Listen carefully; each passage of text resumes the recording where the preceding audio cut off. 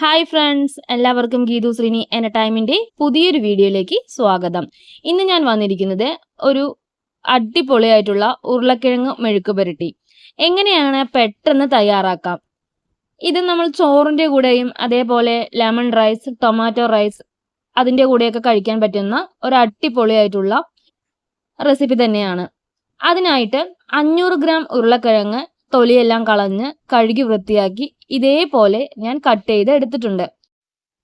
നിങ്ങൾ സാധാരണയായി ഏത് രീതിയിലാണോ കട്ട് ചെയ്യുന്നത് ആ രീതിയിൽ കട്ട് ചെയ്ത് എടുക്കുക. അപ്പം നമ്മൾ ഇത് എങ്ങനെയാണ് തയ്യാറാക്കുന്നതെന്ന് നോക്കാം. അതിനു മുൻപായി എൻ്റെ ഈ ചാനൽ ആദ്യമായിട്ടാണ് കാണുന്നതെങ്കിൽ ദയവായി സബ്സ്ക്രൈബ് ചെയ്ത് ഓൾ എന്ന ബെല്ലൈക്കൺ എനേബിൾ ചെയ്യാനും മറക്കരുത്. ഈ മെഴുക്ക് പുരട്ടി നിങ്ങളും ട്രൈ ചെയ്ത് നോക്കണം. അതിൻ്റെ ഫീഡ്ബാക്കുകൾ കമൻറ്റുകളായി അറിയിക്കുകയും വേണം. ഈ മെഴുക്ക് പുരട്ടി തയ്യാറാക്കാനായി ഒരു പാൻ അടുപ്പത്തോട്ട് വെച്ച് ആവശ്യത്തിനായി ഓയിൽ ഒഴിച്ചു കൊടുക്കുക.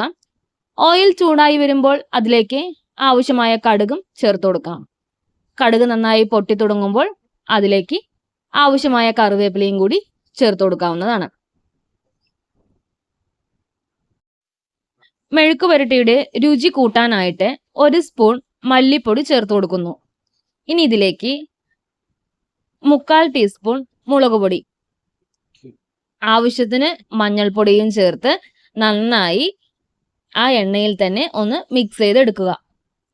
ആ മുളക് പൊടിയുടെയും മല്ലിപ്പൊടിയുടെയും ഒരു പച്ചമണം മാറുന്നത് വരെ ഒന്ന് ചൂടാക്കി എടുത്തതിന് ശേഷം നമ്മൾ കട്ട് ചെയ്ത് വെച്ചിരിക്കുന്ന ഉരുളക്കിഴങ്ങ് അതിലേക്ക് ചേർത്ത് കൊടുക്കാം.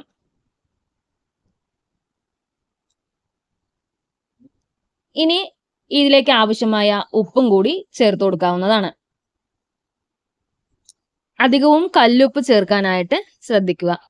ഇനി ഇത് നന്നായി ഇളക്കി കൊടുത്തതിന് ശേഷം എല്ലാ ഭാഗത്തിലും ആ മുളക് പൊടിയും മല്ലിപ്പൊടിയും എല്ലാം യോജിച്ച് വന്നതിന് ശേഷം ആവശ്യത്തിന് വെള്ളം ആവശ്യത്തിന് എന്ന് പറഞ്ഞാൽ അതൊന്ന് തെളിച്ചു കൊടുത്താൽ മതിയാവും.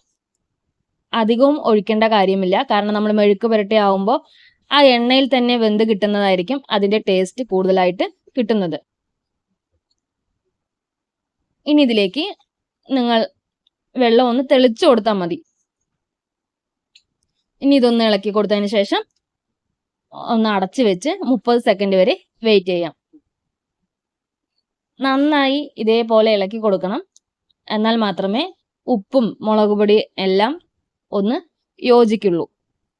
അതിനാണ് ഇടയ്ക്കിടെ ഇളക്കണം എന്ന് പറയുന്നത്.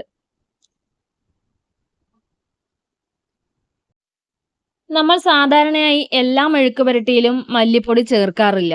ഇത് ഉരുളക്കിഴങ്ങിന്റെ ഒരു പ്രത്യേക രുചി കിട്ടാനായിട്ടാണ് മല്ലിപ്പൊടി ചേർത്ത് കൊടുക്കുന്നത്. ഇതിനു മുൻപായി ഞാൻ ഒരു വീഡിയോ ചെയ്തിരുന്നു പയർ മെഴുക്ക് പുരട്ടി, അച്ചിങ്ങ പയർ. അത് പക്ഷെ നമ്മൾ പച്ചമുളകെല്ലാം ഇട്ട് അത് വേറെ സ്റ്റൈലിലാണ് ചെയ്തത്. പക്ഷെ ഉരുളക്കിഴങ്ങ് അങ്ങനെയല്ല.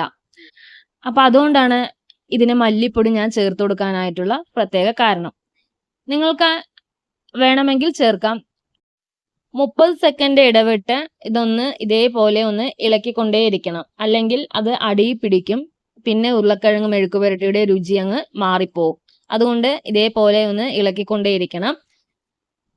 ഈ സമയത്ത് ഉപ്പ് പാകമാണോ എന്ന് നിങ്ങൾക്ക് ചെക്ക് ചെയ്യാവുന്നതാണ്. ഓയിൽ വേണമെങ്കിൽ വീണ്ടും ഒഴിച്ചു കൊടുക്കാവുന്നതാണ്. എനിക്ക് തോന്നുന്നു ഇത് മതി എന്നാണ് തോന്നുന്നത്. അതുകൊണ്ട് ഞാൻ ഒഴിക്കുന്നില്ല. നിങ്ങൾക്ക് ആവശ്യമാണെങ്കിൽ ഈ സമയത്ത് ഓയിൽ ഒഴിച്ചു കൊടുക്കാവുന്നതാണ്. ഇപ്പൊ നമ്മുടെ ഏകദേശം മെഴുക്ക് പുരട്ടി തയ്യാറായിട്ടുണ്ട്. നമുക്കിതൊന്ന് ബൗളിലേക്ക് ഒന്ന് മാറ്റിയെടുക്കാം. ഇപ്പോൾ ഉരുളക്കിഴങ്ങ് മെഴുക്ക് പുരട്ടി തയ്യാറായിട്ടുണ്ട്. നിങ്ങളും ഇതേപോലെയാണോ തയ്യാറാക്കുന്നതെന്ന് കമന്റ് ചെയ്യുക. ഇതേപോലെ അല്ലെങ്കിൽ ഇതേപോലെ ഒന്ന് ട്രൈ ചെയ്ത് ഇതിന്റെ ഫീഡ്ബാക്കുകൾ കമന്റുകളായി അറിയിക്കുക. Thank you for watching.